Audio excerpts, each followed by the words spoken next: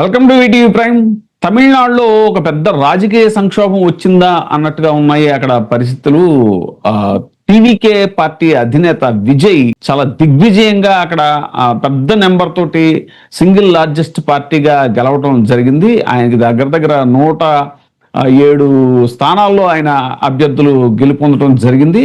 ఇక DMK second స్థానంలో, అలాగే ఏఐడిఎంకే 3వ స్థానంలో ఉన్నాయి. వాళ్ళకి చాలా దూరంగా ఉన్నారు. ఇప్పుడు మ్యాజిక్ ఫిగర్ కి విజయ్ యాక్చువల్గా 118 స్థానాలు మ్యాజిక్ ఫిగర్ అక్కడ. సో తనది సింగిల్ లార్జెస్ట్ పార్టీ కాబట్టి కాంగ్రెస్ ఒక 5 కాంగ్రెస్ వాళ్ళు కూడా జాయిన్ అయ్యారు. రాహుల్ గాంధీ మద్దతు తోటి కాంగ్రెస్ పార్టీ నుంచి గెలిచినటువంటి 5 అభ్యర్థులు కూడా విజయ్కి మద్దతు ఇవ్వడం, ఆ మద్దతు వాళ్ళతో కూడా కలిపి 112 మంది ఎమ్మెల్యేల మద్దతు తనకు ఉంది అని చెప్పేసి గవర్నర్ దగ్గరికి వెళ్ళి ఆర్లేకర్ ఆయన పేరు ఇచ్చి సార్ ప్రభుత్వ ఏర్పాటుకి ఆహ్వానించమంటే ఆయన లేదు 118 మంది ఎమ్మెల్యేలు నాకు చూపించాలి, లేదంటే 118 మంది ఎమ్మెల్యేల మద్దతు నాకు ఉందని మీరు నిరూపించాలి, అప్పుడే నేను ప్రమాణ స్వీకారానికి అనుమతిస్తాను ప్రభుత్వం ఏర్పాటు చేయడానికి అని అంటనేటువంటిది అందరినీ విస్తుపోయేలా చేసింది. ఎందుకంటే ఇది ప్రజాస్వామ్య స్ఫూర్తికి విరుద్ధం, ఒక ఫెడరల్ స్ఫూర్తికి విరుద్ధం అనేటువంటిది ఇప్పుడు రాజ్యాంగ నిపుణులు కూడా చెప్తున్నటువంటి విషయం. యాక్చువల్గా ఈ ఫ్లోర్ టెస్ట్ అనేటువంటిది, విశ్వాస పరీక్ష అనేటువంటిది అసెంబ్లీలో జరగాలి కానీ రాజ్యభవన్లో కాదు. ఇప్పుడు లోక్ భవన్ అంటున్నారు దాన్ని. అందుకని ఇప్పుడు ఇది చాలా పెద్ద ఇష్యూ అయింది తమిళనాడులో. వాళ్ళు ఒక జల్లికట్టు తరహాలో దీన్ని పెద్ద ఉద్యమం లాగా చేయడానికి కూడా డిసైడ్ అయ్యారు. ఆల్రెడీ కాంగ్రెస్ పార్టీ ఈవేళ లోక్ భవన్ ముట్టడించడానికి కూడా పిలుపునిచ్చింది. టోటల్ విషయంలో అసలు ఎవరైతే ప్రధాన ప్రతిపక్షంగా ఇప్పుడు ఉన్నారో నెంబర్ 2 పొజిషన్ లో స్టాలిన్, ఆయన చాలా హుందాగా వ్యవహరించారు. ఆయన ఏమన్నారంటే సరే కాంగ్రెస్ పార్టీ మాకు ద్రోహం చేసింది అది ఇదని కాంగ్రెస్ ని ఆయన విమర్శించినా కూడా విజయ్ విషయంలో ప్రభుత్వాన్ని ఏర్పాటు చేసే విషయంలో మేము జోక్యం చేసుకోమని చెప్పడమే కాకుండా మేము ప్రతిపక్షంలోనే కూర్చుంటాము అని ఆయన చెప్పడం కూడా చాలా హుందాగా. చాలా మంది కమల్ హాసన్ లాంటి వాళ్ళు వీళ్ళంతా కూడా పబ్లిక్ ఇంటలెక్చువల్స్ ఎవరైతే ఉన్నారో వాళ్ళందరూ కూడా, రాజకీయ పరిశీలకులు అందరూ కూడా ఇదేంటిది గవర్నర్ యొక్క వైఖరి ఎలా ఉందేంటి అనేటువంటిది చాలా తీరుని తప్పుపడుతున్నారు, గవర్నర్ తీరుని. ఇది చాలా పెద్ద ఇష్యూ అయింది. ఇప్పుడు ఈ అంశం గురించి మనతో మాట్లాడడానికి ఉన్నారు ప్రముఖ సామాజికవేత్త, high court advocate Ashok garu. Sir నమస్కారం. అశోక్ గారు నమస్కారం సార్. సార్ ఏంటి తమిళనాడు రాజకీయ పరిణామాలని ఎలా చూడాలి? తమిళనాడు రాజకీయ పరిణామాలు ఇది కొత్త ఏం కాదు సార్. ఆల్రెడీ మన దేశంలో ఇలాంటి ఇంత ముందు కూడా జరిగిన సందర్భాలు ఉన్నాయి. అయితే ఏంటంటే అప్పుడులో ఇంత సోషల్ మీడియా ఇంత లేదు కాబట్టి మనకి ఎంత నాలెడ్జ్ జనాలకు తెలియలేదు. బట్ ఇప్పుడున్న సోషల్ అవేర్నెస్ విషయంలో కానీ, సోషల్ మీడియా పినివాని వాళ్ళ చాలా చిన్న విషయం కూడా సెకండ్స్ ప్రకారం ఇమ్మీడియట్ గా పబ్లిక్ లో రీచ్ అయిపోతుంది. సో దాంతో పబ్లిక్ లో స్పందన ఎక్కువైపోతుంది. సో ఇది మంచి పరిణామమే ఒక రకంగా చెప్పాలంటే. ఎందుకంటే మిమ్మల్ని అడగడానికి కారణం ఏంటంటే ఇలాంటి సంఘటనల మీద కోర్టు తీర్పులు అనేవి మీలాంటి వారికే తెలుస్తాయి. సో దాని గురించే మిమ్మల్ని ప్రత్యేకంగా తీసుకోవడం జరిగింది. ఒకటి ఏమైందంటే కేంద్ర రాష్ట్ర సంబంధాలు సరిగ్గా ఉండాలని, మెరుగైన ఫలితాలు ఇవ్వాలని, కేంద్రం అనేది రాష్ట్ర ప్రభుత్వం మీద పెత్తనం చేయకూడదని. అంటే ఏమవుతుందంటే కేంద్రానికి పెత్తనం ఇస్తే ఆ ఇష్టం వచ్చినట్టు రాష్ట్రాలని ఇబ్బంది పెట్టే కార్యక్రమాలు చేస్తాయండి. ఇంతకుముందు అక్కడ జరిగిన సందర్భాలు కూడా ఉన్నాయి. దాంతో ఏమైందంటే 1983లో సర్కారియా కమిషన్ అని ఒకటి వచ్చింది. ఆయన రంజిత్ సర్కారియా, ఆయన జస్టిస్ రంజిత్ సింగ్ సర్కారియా అని ఆయన ఆధ్వర్యంలో కమిషన్ వేశారు ఆయన చైర్మన్ గా. ఏమిటి, కేంద్ర రాష్ట్ర సంబంధాలు బలపడాలి, డిస్టర్బెన్స్ క్రియేట్ చేసుకోకుండా ఉండాలి. సో అన్ని విషయాలు కేంద్రము రాష్ట్రాల విషయంలో తలదూర్చకూడదు, అవసరమైతే తప్ప. ఎందుకంటే ఆర్టికల్ 356 ఒకటి ఉందండి. అదేంటి, మన రాష్ట్రపతి పాలన విధించాలనేది. రేవతి గవర్నర్లందరూ కూడా కేంద్ర రాష్ట్ర ప్రభుత్వం కేంద్రం కంట్రోల్లోనే ఉంటారు జనరల్ గా. కేంద్రానికి ఎలా ఇష్టమైతే అలాగా ఆడించొచ్చారు ఈ రాష్ట్రాలు అనేది ఇదివరకు ఒక ఆలోచన ఉండేది. కానీ ఈ సర్కారీ కమిషన్ వచ్చిన తర్వాత ఏమైందంటే గవర్నర్ కి అధికారాలు ఇచ్చినా కానీ అది జ్యుడిషియల్ రివ్యూలో ఉంటుందండి. అంటే కోర్టుకి లోపడే ఉండాలి ఆయన ఏదైనా నిర్ణయాలు తీసుకున్నా కానీ. ఆ విధంగా సర్కారీ కమిషన్ కొన్ని నియమాలు ఫ్రేమ్ చేయడం జరిగింది. సరే, ఇప్పుడు ఈ విషయానికి వస్తే S R Bommai versus union of India అని 1994లో కర్ణాటకలో ఒక ఇన్సిడెంట్ జరిగింది. అక్కడ కర్ణాటక ముఖ్యమంత్రిగా ఉన్నప్పుడు ఆ ఎమ్మెల్యేలు కొంతమంది విడిపోయారని, అతనికి మెజార్టీ లేదని చెప్పేసి గవర్నర్ ఏం చేశాడంటే దాన్ని ప్రెసిడెంట్ రూల్ పెడతానని చెప్పేసి ఆ రోజు నిర్ణయం తీసుకోవడం జరిగింది. ఆ విషయం మీద ఈ బొంబాయి అని ఆయన అప్పుడు ముఖ్యమంత్రి ఆ సుప్రీంకోర్టు ఆశ్రయించడం జరిగింది. సుప్రీంకోర్టు అద్భుతమైన ల్యాండ్ మార్క్ జడ్జిమెంట్, అద్భుతమైన గైడ్ లైన్స్ ఇవ్వడం జరిగింది అనమాట. అంటే బల నిరూపణ అనేది గవర్నర్ బంగ్లాలోనో ముఖ్యమంత్రి ఇంట్లోనూ నిర్వహించేది కాదు. అసెంబ్లీలో ఫ్లోర్లోనే నిర్ణయించాలి. అది ఫిజికల్ గా ఏదో మామూలుగా నామినేషన్ పరంగా రాతపరంగా బ్యాలెట్ పరంగా అలా కాదండి. అసెంబ్లీలోనే సమక్షంలోనే జనరల్ గా మనం అప్పుడు ఆ నిరూపణ జరగాలి. ఇది ఆ S R Bommai versus union of India ఇచ్చిన కేసులో ఉన్న కొన్ని ఇదనమాట. అలాంటి ఏంటంటే ఆ ఫ్లోర్ టెస్ట్ జరగాలి ఫస్ట్ అసెంబ్లీలో. ఆ ఫ్లోర్ టెస్ట్ జరిగిన తర్వాత అంటే ఫిజికల్ గా అనమాట. అంతేకాదు ఇప్పుడు మీరు చెన్నై గురించి అడిగారు, మెడ్రాస్ గురించి. మన విజయ్ గారు ఏదైతే ఉన్నారో ఆయన గెలిచాడు. అసలు రూల్ అయితే ఏంటండి, గవర్నర్ గారు ఏం చేయాలి, ఆ 4-5 పార్టీలో ఏ పార్టీకి అయితే ఎక్కువ మెజారిటీ వస్తుందో అతను పిలిపించి, బాబు నీకు ప్రమాణ స్వీకారానికి నేను పర్మిషన్ ఇస్తున్నాను, ఇప్పుడు ప్రమాణ స్వీకారం చెయ్యి, చేసిన తర్వాత నీకు 1 వీక్ 2 వీక్స్ నేను టైం ఇస్తాను, నీ బలాన్ని నిరూపించుకో అసెంబ్లీలో, అది చెప్పాలి. This is the procedure. ఇదండి ప్రొసీజర్ జరగాల్సింది. అంటే ఉన్న 4-5 పార్టీల్లో మెజారిటీ పార్టీ ఏదైతే ఉందో ఆ పార్టీ నాయకుడిని పిలిపించి అతను చెప్పాల్సిన విషయం ఇది. అలా చేయకోకుండా ఇక్కడ గవర్నర్ గారు ఏం చెప్తున్నారండి, మీ తరఫున మీకు ఫుల్ మెజారిటీ రాలా, 118 సీట్స్ మీకు రాలేదు కాబట్టి, మీకు 106, 107 వచ్చినాయి కాబట్టి మిగిలిన వాళ్ళు మీకు ఎవరు సపోర్ట్ చేస్తారో నాకు వాళ్ళ పేర్లు ఇవ్వు, వాళ్ళ అడ్రస్లు ఇవ్వు, వాళ్ళ బయోడాటాలు ఇవ్వంటే అలా ఎలా ఇస్తారు? అలా అది అడగడం కరెక్ట్ కాదండి. రాజ్భవన్ లో జరిగేది కాదు, ఇది అసెంబ్లీలో జరిగేది. పేర్లు అవన్నీ ముందిస్తే పొలిటికల్ గా వేరే ప్రాబ్లమ్స్ వస్తాయి కదా. ఇప్పుడు నీకు సపోర్ట్ లేదు, వేరే పార్టీ నుంచి సపోర్ట్ ఇచ్చేవాళ్ళు ఉంటారు, ముందే పేర్లు ఇచ్చేస్తే లీక్ అయిపోతే వాళ్ళకి థ్రెటనింగ్ ఉంటుంది కదండి, వాళ్ళకి ప్రాబ్లం ఉంటుంది కదండి. ఇవన్నీ టెక్నికల్ ఇష్యూస్. బ్యాక్గ్రౌండ్ జరిగే కార్యక్రమం ఇదంతా తెలంగాణ జరిగే కార్యక్రమం. మెజార్టీ నీకు విజయ్ గారికి మెజార్టీ వచ్చింది, కాల్ఫర్ చేయండి, ప్రమాణ స్వీకారం చేయించండి. ఆ తర్వాత ప్రొటెస్ట్ స్పీకర్ ఉంటాడు, ప్రొటెస్ట్ స్పీకర్ తో అందరు ఎమ్మెల్యేలతో ప్రమాణ స్వీకారం చేయించాలి. ఇది ఫస్ట్, ఇది డ్యూటీ అండి, ఇది ప్రొసీజర్ అండి. ఎక్కడ కూడా ఇండియాలో కానీ ఎక్కడ కూడా ఈ మధ్య ఎందుకో తెలియట్లేదు, రాజ్యాంగానికి విరుద్ధంగా ఎగెనెస్ట్ ప్రొసీజర్ జరుగుతుంది అంతా. ఒక ప్రొటెస్ట్ స్పీకర్ పెట్టేసి ఎమ్మెల్యేలని అందరినీ కూడా ప్రమాణ స్వీకారాలు చేయించాలి. మెజార్టీ పార్టీ నాయకుడు ఎవరైతే ఉన్నారో అతను బల నిరూపణ చేసుకోమని చెప్పింది. ఒక 10 days 15 days టైం ఇవ్వాలి. అది కూడా ఫ్లోర్ లోనే జరగాలి, అసెంబ్లీలో ప్రత్యక్షంగా జరగాలి. అవన్నీ చేయాలి. అది చేయకోకుండా మీకు ఎవరు సపోర్ట్ ఇస్తున్నారో వాళ్ళ పేర్లు పట్టరా అంటే that is not correct way, అది ప్రొసీజర్ కాదు. ఇది ఈ విషయంలో అది పాప విజయ్ గారికి ఏంటంటే ఇంతకు ముందు ఆయన రాజకీయ అనుభవం లేకపోవడం వల్ల క్వశ్చన్ చేయలేకపోయాడేమో, వెనక సలహాదారులు కూడా కరెక్ట్ సలహాలు ఇవ్వలేకపోయారేమో. కానీ యాక్చువల్లీ విజయ్ గారు చేయాల్సిన పని ఏంటి, ఫస్ట్ రోజు ఇప్పుడు 3 days 4 days అయిపోతుందండి. గవర్నర్ గారు ఫస్ట్ రోజు ఆ మాట అన్నప్పుడు immediately he was approach the supreme court అనమాట. సుప్రీంకోర్టు డోర్ కొట్టగలిగితే ఈ రోజున ఈ ప్రాబ్లం ఉండేది కదా. ఈ పార్టీకి సీఎంఐ కూర్చునేవాడు విజయ్ గారు తమిళనాడుకి. ఎందుకంటే ఈ ఎస్ఆర్ బొంబాయి కేసులో ఇదే చెప్తుంది.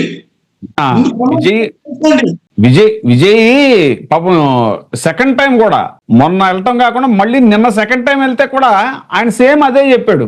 అది నువ్వు 118 మంది ఎమ్మెల్యేల మద్దతు వస్తేనే నేను అనుమతిస్తానండి. సార్ ఈ గవర్నర్ల వ్యవస్థ మీద చాలా వివాదాలు ఉన్నాయి. మనం ముఖ్యంగా బీజేపీ గవర్నమెంట్ వచ్చిన తర్వాత నుంచి మనం చాలా సార్లు చూస్తున్నాం.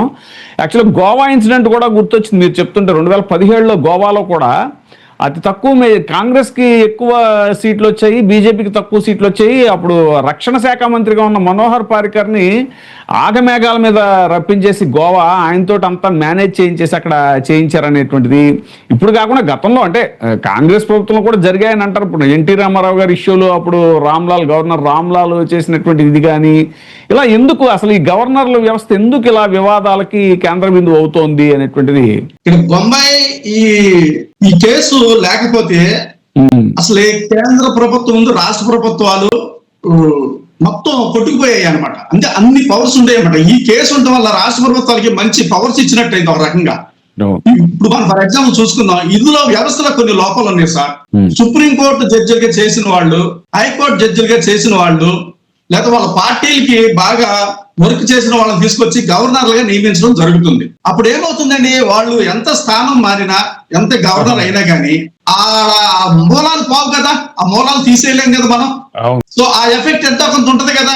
ఈ రోజున తమిళనాడు జరుగుతుంది ఏంటండి, కావాలని ఇబ్బంది పెడుతున్నట్టు సామాన్య మానవుడికి తెలుస్తుందా? వీళ్ళ గవర్నర్ బంగ్లా ముట్టడికి వాళ్ళు సమాయత్తం అవుతున్నారా? తమిళనాడు ప్రజలందరూ కూడాను యాక్చువల్గా అంబేద్కర్ గారు కూడా అన్నారంట, గవర్నర్లు అనేవాళ్ళు రాజ్యాంగానికి ఏజెంట్లుగా ఉండాలి, కేంద్ర ప్రభుత్వానికి ఏజెంట్లుగా ఉండకూడదు అనేటువంటి మాట కూడా అన్నారంట అంబేద్కర్ గారు. ఇవాళ అంబేద్కర్ గారు ఇచ్చిన రాజ్యాంగం లేకపోతే అవును, ఈ రోజున ఈ పరిస్థితి ఏంటి? అసలు ఎవరు రక్షించగలరు? ఈ వ్యవస్థను ఎవరు రక్షిస్తారు? ఈ ప్రజలను ఎవరు రక్షిస్తారు? ఈ రాజ్యాంగాన్ని ఎవరు రక్షిస్తారండి? అద్భుతమైన రాజ్యాంగం ఇచ్చాడు, దాని ఇంప్లిమెంటేషన్ కొంతమంది కావాలని పక్కదారి పట్టిస్తున్నారు. ఈ రోజు ఫర్ ఎగ్జాంపుల్ చూడండి, ఈ రోజున కొంతమంది జుడిషియల్ ఆఫీసర్లు, హైకోర్టు సుప్రీంకోర్టు జడ్జిలు కానివ్వండి, పార్టీలకి అభ్యర్థిగా పనిచేసిన వాళ్ళని తీసుకొచ్చి గవర్నర్లు పెట్టడం ఏంటండి? ఎందుకు అలా జరుగుతుంది? దానివల్ల ఏమవుతుంది? ఇప్పుడు చూడండి, కావాలని ఉద్దేశపూర్వకంగా ఒక ప్రొసీజర్ ప్రకారం నడవట్లేదు ఇవాళ తమిళనాడులో. ఎంత గవర్నమెంట్ ప్రజలు కోరుకున్నారు పలానా అతను ముఖ్యమంత్రి అని. ప్రజా తీర్పే అల్టిమేట్. అది సుప్రీంకోర్టు తీర్పు కన్నా, హైకోర్టు తీర్పుల కన్నా, అన్నిటికన్నా కూడా ప్రజా తీర్పే అల్టిమేట్స్ అండి. ప్రజలే సుప్రీం ప్రజాస్వామ్యంలో. డెమోక్రసీకి ప్రజలే కదా, వాళ్ళు తీర్పే, వాళ్ళు ఇచ్చారు నీకు తీర్పు, అల్టిమేట్ గా ఇచ్చారు ఆయనకి. ఒక 10 సీట్లు 15 సీట్లు తగ్గినాయి, టైం ఇవ్వు, 1 వీక్ 10 days టైం ఇవ్వు, ప్రమాణ స్వీకారం చేయించాయి, ప్రొటెం స్పీకర్ పెట్టి ఇచ్చేసి అందరూ ఎమ్మెల్యేలు గెలిచిన అందరూ ప్రమాణ స్వీకారాలు చేయించు, 2 weeks టైం ఇచ్చేసి నువ్వు మళ్ళీ నిరూపణ చేసుకోమని చెప్పు. ఆయన నిరూపించుకుంటాడు. నిరూపించుకోలేకపోతే అప్పుడు అకార్డింగ్ నీ ప్రొసీజర్ ఫాలో అవ్వండి, తప్పే ఉంది ఇందులో. అసలు నువ్వు ఎవరెత్తున్నారు? నీకు సపోర్ట్ ఉంది, లిస్ట్ పట్టరా, నీకు బంగ్లాలో కూర్చొని మాట్లాడొచ్చా? అట్లాగా గవర్నర్ గారు ఇది ప్రొసీజర్ ఎగ్నెస్ట్ లాగదండి. అది ఎలా చెప్తారు అసలు? ఈయన ఆ రోజే సుప్రీంకోర్టు తలుపులు తట్టితే విజయ్ గారు, ఈ రోజున ఆయన సీఎంఐ సీట్లో కూర్చుని 2 రోజులు అయ్యేది. ఆయనకి కరెక్ట్ అడ్వైజర్ మరి ఎవరిస్తున్నారు ఏంటో తెలియట్లేదు, కానీ సుప్రీంకోర్టు అప్రోచ్ అయితే సేమ్ ఈ S R Bommai case union of ఇండియాలో ఏమైతే తీర్పు వచ్చిందో అదే ప్రెసిడెంట్ అనమాట ఈ కేసుకి ప్రజెంట్. 100% ఆయన ఈ రోజున 2వ రోజు 3వ రోజు అయ్యేది సీఎం అయ్యుండి. కానీ ఆయనకు అన్న ఫస్ట్ టైం ఆయన గెలిచాడు, కానీ రాజకీయాలు తెలియదు పాపం. గెలుపు విషయంలో ఆయన ముందే ఉన్నాడు, రాజకీయాల విషయంలో ఇంక వెనకబడి ఉన్నాడు. ఈయన చిన్ననాటిగా పాపం ఇంత కన్ఫ్యూజ్ అయిపోతున్నాడు. జగన్మోహన్ రెడ్డి గారు మనం చూసాం కదా, సాటి నటులైనటువంటి కమల్ హాసన్, ప్రకాష్ రాజు వీళ్ళంతా కూడా సపోర్ట్ చేస్తున్నారండి. మొత్తం అందరూ సపోర్ట్ చేస్తున్నారు. ముందు విజయ్కి మీరు అవకాశం ఇవ్వాలి, గవర్నమెంట్ ఫామ్ చేసే అవకాశం ఇవ్వాలి విజయ్కి. తమిళనాడు ప్రజల్ని చాలా మెచ్చుకోవాలి. ఎందుకంటే చెప్పమంటారా, వాళ్ళకి ఎన్ని డిస్ప్యూట్స్ ఉన్నా గానీ వాళ్ళ రాష్ట్రానికి ఏదైనా ఇష్యూ వస్తే అందరూ ఒక తాటి మీదకి వస్తారు. అవును, అదే నేను ఇందాక అదే చెప్పాను. ఈ విషయంలో స్టాలిన్ కూడా అభినందించాలి. స్టాలిన్ కూడా దీంట్లో అస్సలు ఇంటర్ఫీర్ అవ్వట్లా, మేము ప్రభుత్వ ఏర్పాట్లో జోక్యం చేసుకోమని చాలా హుందాగా చెప్పేసాడు ఆయన. అదే చెప్తున్నాం, తమిళనాడులో ఆ నీతి ఉంది సార్. ప్రజలకి కానీ, ఆ నాయకులకు కానీ, ఆ పార్టీలకు కానీ ఆ నీతి ఉంది. చూసారండి, బయట వాళ్ళు వచ్చి ఇప్పుడు బీజేపీ కావాలని ఇబ్బంది పెడుతుంది గవర్నర్ ద్వారా అనేది పబ్లిక్ లో టాక్. అది నిజమెంతో అబద్ధంతో మనకు తెలియదు. ఆ అవకాశాన్ని బయట వాళ్ళకి ఇవ్వకుండా, కేంద్రానికి ఇవ్వకుండా స్టాలిన్ గారు మాజీ ముఖ్యమంత్రి ఎవరైతే ఉన్నారో అద్భుతమైన స్టేట్మెంట్ ఇచ్చారు. మనం అప్రిషియేట్ చేయాలి దాన్ని. అంటే దీనివల్ల ఆనాడు 95లో ఎన్టీఆర్ గారిని చంద్రబాబు నాయుడు గారు దింపినప్పుడు కూడా ఎన్డీఏ గవర్నమెంట్ లో అక్కడ గవర్నర్ ప్రముఖ పాత్ర పోషించారు అనేటువంటిది కూడా చెప్తా ఉంటారు. అదే నేను మీకు అడిగింగానే ఫస్ట్ చెప్పింది అది ఏంటంటే, ఇది కొత్తగా జరిగేది కదా ఇండియాలో. అంతకుముందు చాలా ఇలా కర్ణాటకలో జరిగింది, మన ఆంధ్రప్రదేశ్ లో జరిగింది, తమిళనాడులో కూడా ఇంతకుముందు కూడా జరిగింది. కాకపోతే ఏంటంటే వాళ్ళ మీడియా ఏంటంటే కన్వీనియంట్ గా నాదెండ్ల భాస్కర్ రావు ఎపిసోడ్ చెప్తారు, కానీ ఈ ఎపిసోడ్ చెప్పరు. చంద్రబాబు నాయుడు గారు రామారావు గారిని దించిన ఎపిసోడ్ చెప్పరు. చంద్రబాబు నాయుడు గారు ఎలా ముఖ్యమంత్రి అయ్యారో ఇలా రాష్ట్ర ప్రజలందరికీ, దేశ ప్రజలందరికీ తెలుసు కదా. సో నేనేమంటానంటే, విజయ్ గారు లేయర్ గా ప్రొసీడ్ అయితే ఈ పార్టీకి ఆయన సీఎం అయి 2-3 days అయి ఉండేదండి. ఆయన సుప్రీంకోర్టు తలుపులు తట్టకపోవడం అనేది ఈ రోజున డ్రాగ్ అవుతుంది. ఆయన లీగల్ గా ప్రొసీడ్ అయితే సరిపోయేది. అసలు ఎవరు దయాదాక్షిణ్యం అవసరం లేదు, కేంద్ర రాష్ట్ర ప్రభుత్వాలతో పనే లేదు. ఎందుకంటే ఆయన ఈ was one of the best majority person అన్నమాట ఇన్ తమిళనాడు. సో ఆయనకే రైట్ ఉంది, నాకు మెజారిటీ ఉంది, నాకు టైం ఇస్తే నేను ప్రూవ్ చేసుకుంటానని చెప్తున్నాడు. నువ్వు టైం ఇవ్వాలి కదా, ఇవ్వకోకుండా ఎలా ప్రూవ్ చేసుకుంటాడు? అదే నిన్న విజయ్ బాబు గారు కూడా ఒక డిబేట్ లో మాట్లాడుతూ ఆయన అదే అన్నారండి, గవర్నర్లు ఏంటంటే అసలు ఒక్కసారి రాజ్యాంగ అత్యున్నత పదవి గవర్నర్ గా చేసిన తర్వాత మళ్ళీ రాజకీయాల్లోకి రాకూడదు. కానీ చూడండి, బీజేపీలో ఆ సాంప్రదాయం మార్చేసుకున్నారు వాళ్ళు. ఇది తమిళిసై సౌందరరాజన్ ఆవిడ తెలంగాణ గవర్నర్ గా చేసినప్పుడు ఆవిడ కేసీఆర్ గారితో ఎన్ని గొడవలు పెట్టుకున్నారో, చాలా వివాదాలు అయ్యాయి ఇక్కడ. ఇప్పుడు మళ్ళీ వెళ్ళి ఆవిడ కంటెస్ట్ చేశారు అక్కడ. అవునండి, అవును. ఆవిడ ఇక్కడ చాలా తెలంగాణ రాష్ట్రంలో అప్పుడు కేసీఆర్ గారిని చాలా ఉద్దేశపూర్వకంగా చాలా చేయడం జరిగింది. అపాయింట్మెంట్ ఇవ్వకుండా అవమానించడం కూడా జరిగింది చాలా సార్. అవును. సో ఇది ఇప్పుడు మనకి ఇండైరెక్ట్ గా ఏంటంటే వాళ్ళు కావాలని చెప్పేసి రాజ్యాంగాల్లో ఉన్న కొన్ని లూప్ లైన్లు అడ్డం పెట్టుకొని ఈ గవర్నర్ ద్వారా ఈ కక్షాదింపు చర్యలు వాళ్ళకి సపోర్ట్ చేయని వాళ్ళని ఏ విధంగా ఇబ్బంది పెడుతుందో రాష్ట్ర ప్రజలు అందరూ చూస్తున్నారు. భారతదేశంలో ఇదంతా జరుగుతుంది. అక్కడదాకా కూడా ఆర్లేకర్ కూడా అండి నిన్న సిఎస్ ని, చీఫ్ సెక్రటరీని, డీజీపీని పిలిచి మీరు ఎందుకు విజయ్ కి భద్రత ఎందుకు ఇచ్చారని అడుగుతున్నాడు. ఆయన భద్రతను సమీక్షించాడంట. తప్పు కదండి అది.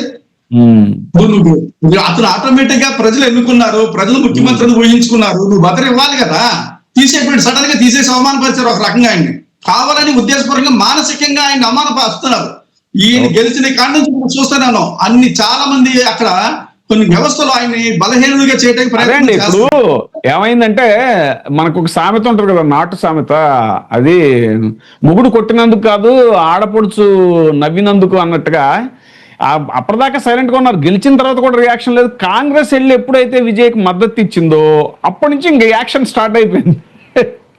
నేనేమంటానంటే S R Bommai versus union of India అనే కేసు లేకపోతే నిజంగా రాష్ట్ర ప్రభుత్వాన్ని కేంద్ర ప్రభుత్వం చాలా హింసలకు గురి చేసేది. ఇది ఒక రకంగా అది చెప్పాలంటే చాలా రక్షణ కవచం అనమాట రాష్ట్ర ప్రభుత్వాలకి. ఇది అన్నా సరే విషయంలో కేంద్ర ప్రభుత్వాలు జోక్యం చేసుకోకూడదని చెప్పే కేసే ఇది. గవర్నమెంట్ రూల్ ఒకవేళ రాష్ట్రపతి రూల్ ప్రవేశపెట్టినా, గవర్నర్ పరిపాలన చేసినా దాన్ని జ్యుడిషియల్ రివ్యూకి లోపడే ఉంటది. అంటే కోర్టుకు లోపడే చేయాల్సిందే, స్వయంగా చేయడం ఏం లేదు. గవర్నర్ పరిపాలన అంటే అందరూ ఏమనుకుంటారంటే గవర్నర్ ఇష్టం, రాష్ట్రపతి ఇష్టం కాదు. సుప్రీంకోర్టు ఆల్రెడీ మంచి గైడ్ లైన్స్ ఇచ్చింది. కోర్టుకి లోబడే ఉంటాడు గవర్నర్ అయినా, రాష్ట్రపతి అయినా, ఇంకొకళ్ళైనా. సో ఇది చాలా ఇంపార్టెంట్ కేసు. ఈ రాష్ట్ర ప్రభుత్వాలకి రక్షణ కవచం లాంటిది అనమాట ఒక రకంగా చెప్పాలంటే. నేనేమంటానంటే విజయ్ గారు ఇప్పటికైనా సరే ఆయన సుప్రీంకోర్టు తలుపు కట్టగలిగితే ఈ వాజ్ ద సీఎం. విజయ్ విషయంలోనే కాదండి, ఇంతకు ముందు స్టాలిన్ గవర్నమెంట్ లో గవర్నర్ గా ఉన్న ఆయన కూడా, రవి ఆయన పేరు, ఆయన కూడా చాలా వివాదాలు. ఇది తెలుగు తమిళనాడు అన్ను, తర్వాత ఏదో తమిళ పదం గురించి, అలాగే ద్రవిడ అనే పదం వాడను, సెక్యులరిజం అనే పదం వాడను అని యాక్చువల్గా గవర్నమెంట్ రాసిచ్చిన ప్రసంగం చదవాలి కదా, గవర్నర్ ప్రసంగంలో దాని మీద కూడా చాలా వివాదం అయింది అప్పట్లో కూడా. చాలా ఇది ఈ తమిళనాడులో అయితే చాలా బాధాకరమైన విషయం. ఎందుకంటే ఒక మెజారిటీ పార్టీ నాయకుడిని ఈ విధంగా కావాలని మానసికంగా వేధిస్తున్నారేమో అనిపిస్తుంది నాకైతే.